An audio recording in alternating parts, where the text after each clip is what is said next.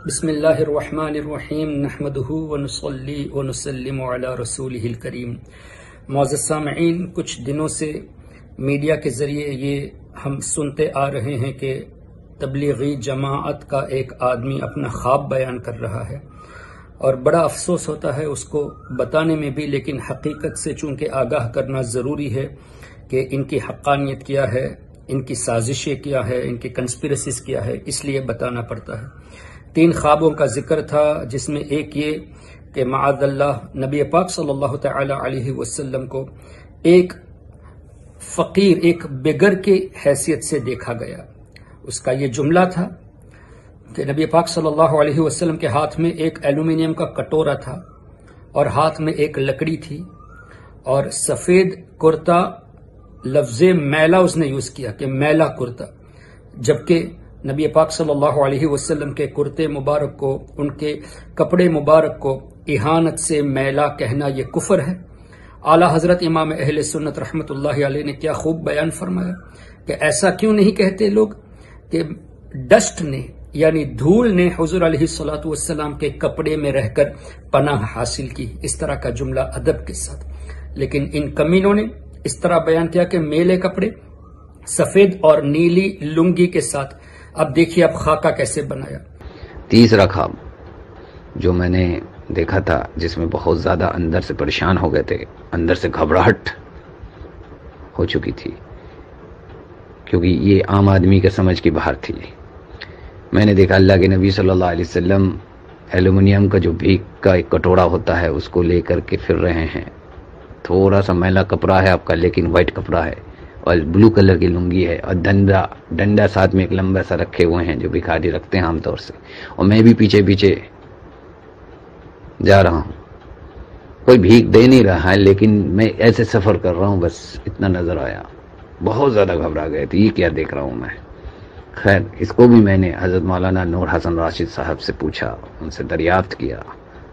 انہوں نے کہا گھبراؤ نہیں، یہ بہت زبردست خواب ہے اور بہت مبارک خواب ہے اور بہت اطمینان بخش خواب ہے، بہت ہی جلدی بہت بڑی کامیابی حاصل ہونے والی، ایسے کامیابی اور ایسے مدد اور نصرت آنے والی ہے جو ہم نے سوچا بھی نہیں۔ نیلی لنگی، سفید میلے کپڑے، ہاتھ میں لکڑی اور ایلومینیم کا کٹورا، یہ ایک بھکاری کا امیج دے رہے کہ نہیں؟ اور یہ خواب بیان کرنے والا کہتا ہے کہ میں پیچھے پیچھے گیا، لیکن مجھے افسوس بہت ہوا۔ اس خواب کو میں نے جب ہمارے بزرگوں سے دریافت کیا تو انہوں نے کہا کہ بہت مبارک خواب ہے۔ یہ کمینے ایسے ہیں کہ اس طرح کے خواب گھڑ کر نبی پاک صلی اللہ علیہ وسلم کے تعلق سے اس طرح غلط امیج دے کر یہ مسلمانوں کو بدنام کرتے ہیں۔ ان لوگوں کا اسلام سے کیسے تعلق ہو سکتا ہے جو نبی پاک صلی اللہ علیہ وسلم کے تعلق سے اس طرح کی باتیں پیش کرے اور تعبیر میں یہ کہتے کہ یہ ہمارے لیے بھلائی کی بشارت ہے۔ یہ خواب بہت اچھا ہے۔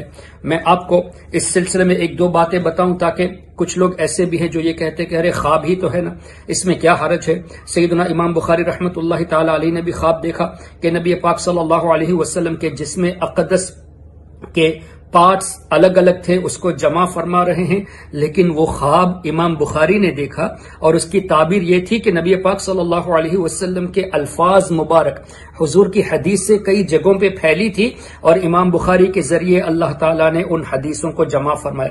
حضور کے الفاظ تو حضور علیہ الصلوۃ والسلام کو اس طرح دیکھا کہ حضور کے الفاظ الگ الگ جگہوں پہ ہیں، تو اس حساب سے ان کے جسم اقدس کو جمع کر رہے ہیں، یہ دیکھا گیا ہے۔ تو وہ خواب بالکل ہی الگ ہے، اور اس خواب کا تو سوائے بے ادبی اور گستاخی کا اور کچھ نظر ہی نہیں آتا۔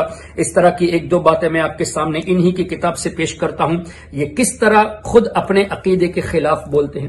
یہ کتاب ہے براہین قاطعہ۔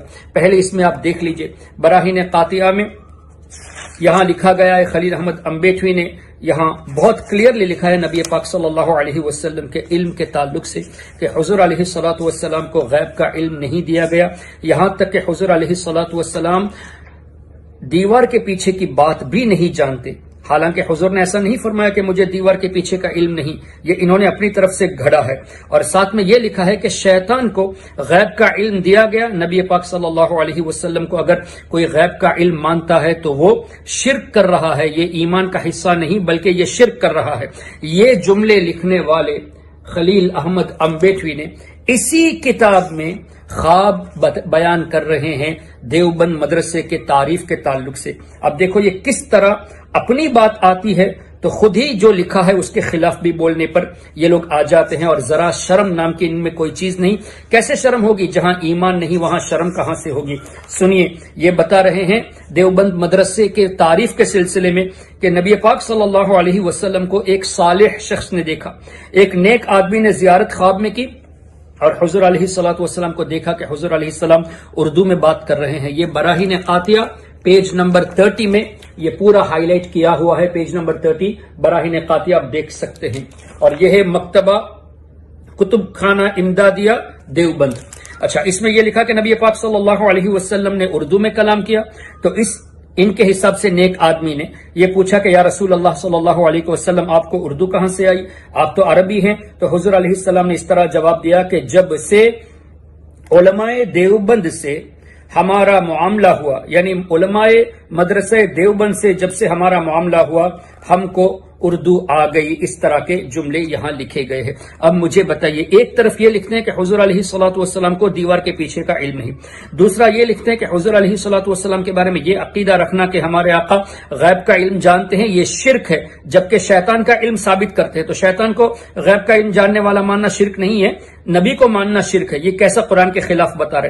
پھر اس خواب کے ذریعے، وہ بھی اسی کتاب اسی براہین قاطعہ میں، یہ کمینے اس طرح پیش کرتے ہیں کہ حضور علیہ الصلوۃ والسلام کو اردو نہیں آتی تھی، علماء دیوبند سے رابطے کے بعد لکھا۔ اب مجھے بتائیے، نبی پاک صلی اللہ علیہ وسلم کا وصال شریف 1400 سال پہلے ہوا، ہمارا تو عقیدہ ہے کہ حضور علیہ الصلوۃ والسلام آج بھی اپنی قبر انور میں زندہ ہے، اپنے جسم کے ساتھ موت کا مزہ چکھنے کے بعد آج بھی زندہ ہے، جہاں مرضی ہوتی ہے تشریف لے جاتے ہیں، لیکن ان کا عقیدہ ہے غیب کی خبر نہیں ہے، اور مانیں گے تو شرک ہوگا، اور اس کو یہ خواب بیان کر کے دیوبند مدرسے کی تعریف کر رہے ہیں۔ تو اس میں کیا پتا چلا؟ 200 سال یا 150 سال پہلے بنا ہوا دارالعلوم کی خبر نبی پاک صلی اللہ علیہ وسلم قبر انور میں رہتے ہوئے رکھتے ہیں، اور علماء دیوبند کے پاس آنا جانا تھا، تبھی رابطہ ہوا اور اس رابطے میں اردو سیکھا۔ تو حضور علیہ الصلوۃ والسلام کو دیوبند کے علماء کا شاگرد بنایا، اور حضور علیہ الصلوۃ والسلام کو حاضر و ناظر بھی اس میں مانا گیا، اس لیے کہ ظاہر ہے دیوبند کی خبر جو 150 سال 200 سال پہلے بنا ہے اس کی خبر رکھی گئی، تبھی تو مدینہ شریف سے یہاں دیوبند مدرسے میں آئے۔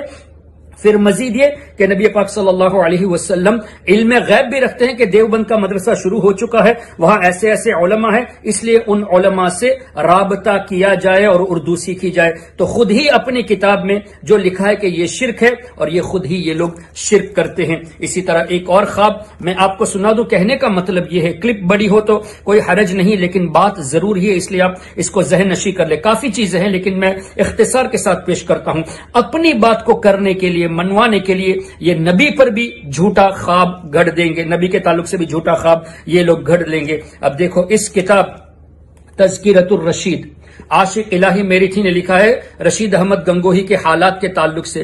اس کتاب میں ایک خواب بیان کیا ہے کہ حاجی امداد اللہ مہاجر مکی، پہلی بات تو ہے کہ حاجی امداد اللہ مہاجر مکی رحمت اللہ علیہ ایک بزرگ تھے، ہم مانتے ہیں، لیکن یہ اعلیٰ حضرت امام اہل سنت کو اعلیٰ حضرت کہنے سے کہتے ہیں کہ تم غلط کرتے ہو۔ اعلیٰ حضرت کیسے کہیں گے؟ اعلیٰ حضرت تو صرف نبی پاک صلی اللہ علیہ وسلم ہے، جبکہ اس دور کے علماء کے حساب سے جو بڑا ہوتا ہے اس کو اعلیٰ کہا جاتا ہے، لیکن انہوں نے حاجی امداد اللہ مہاجر مکی کو اعلیٰ حضرت لکھا ہے کہ اعلیٰ حضرت نے خواب دیکھا۔ یہ بھی ایک جھوٹا خواب ہے۔ کیا خواب دیکھا بتاتے ہیں، اس لیے کہ یہ حاجی امداد اللہ نے نہیں کہا، یہ ان لوگوں کا گڑھا ہوا ہے۔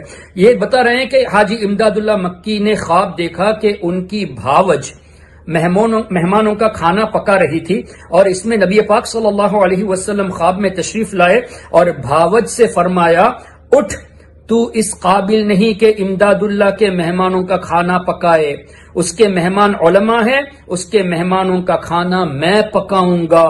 نبی پاک صلی اللہ علیہ وسلم نے یہ بتایا کہ حاجی امداد اللہ کی بھاوج، تو کھڑی ہو جا، تم اس لائق نہیں کہ حاجی امداد اللہ کے مہمانوں کا کھانا پکائے، بلکہ اس کے مہمان علماء ہیں، میں کھانا پکاؤں گا۔ اس خواب کو یہ فٹ کر رہے ہیں قاسم نانوتوی پر، یعنی قاسم نانوتوی جس نے نبی پاک صلی اللہ علیہ وسلم کے تعلق سے یہ لکھا کہ حضور اگر انبیاء کرام میں ممتاز ہے تو صرف علوم میں ممتاز ہے، رہا عمل تو کبھی کبھی امتی حضور کے برابر ہو جاتا ہے، کبھی عمل میں حضور سے بڑھ جاتا ہے۔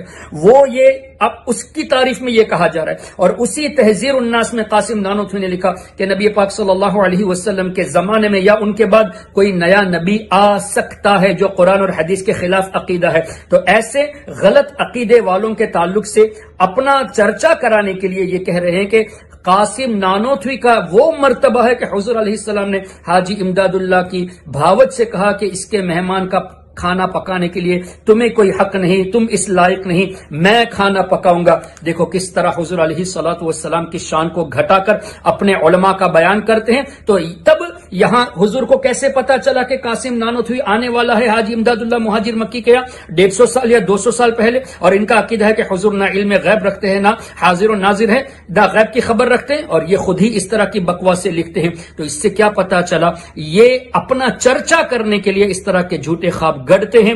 ہرگز ہرگز ان خوابوں کو لے کر یہ مت سمجھ لینا کہ تبلیغی جماعت کا واقعی میں ایک بہت اہم مقام ہے۔ ارے جس جماعت میں حضور علیہ الصلوۃ والسلام کے علم غیب کے تعلق سے ایمان رکھنا شرک کہا گیا ہو، اور جس جماعت میں شیطان کے تعلق سے علم غیب کو رکھنا یہ ایمان کہا گیا ہو، وہ شیطانی جماعت ہو سکتی ضرور ہے، اور ہے بھی شیطانی جماعت۔ وہ صحیح معنوں میں مسلمانوں کی جماعت ہو ہی نہیں سکتی جن کے عقائد یہ ہوں۔ اس لیے ان کے ایسے خوابوں سے بچ کے رہیے۔ اللہ تبارک و تعالی ایسے شریر کمینے نکمے اور ایسے ذلیل، میں تو کہتا ہوں اگر انہوں نے جان بوجھ کر یہ کہا اور کیا بھی ہے، یہ حرام کی اولاد ہے جنہوں نے اس طرح ہمارے آقا صلی اللہ علیہ وسلم کی شان کو گھٹانے کے لیے ایسے خواب کو گڑے کہ اپنے مدرسے کو، اپنے مرکز کو چرچا دینے کے لیے حضور کے تعلق سے ایک بھکاری کی حیثیت پیش کرنا، پھر اس پر تعویل کرنا، پھر اس کے تعلق سے خود اپنی طرف سے انٹرپریٹیشن لے کے تبلیغی جماعت کا چرچا کرنا۔ ارے جس جماعت نے اللہ تعالیٰ کو جھوٹا ثابت کر دیا کہ اللہ جھوٹ بول سکتا ہے،